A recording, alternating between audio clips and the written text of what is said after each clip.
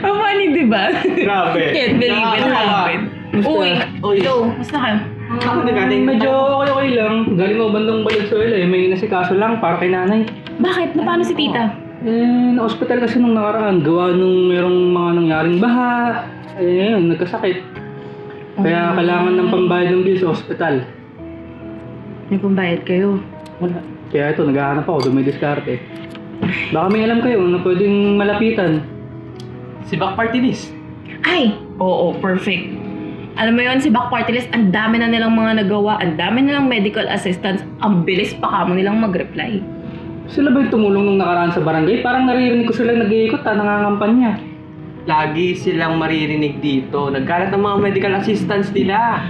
True. Kakilala ba tayo niya pwedeng malapitan?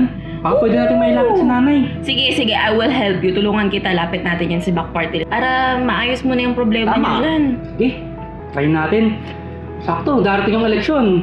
Yan yung party list ko ha. Anong number yun sa balota? 93 sa balota. Huwag mong kakalimutan. Nasa likod yun, isa lang boboto doon. Nasa Okay. likod ng balota.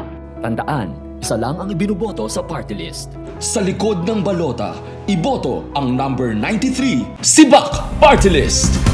CIDAC sa balota 93.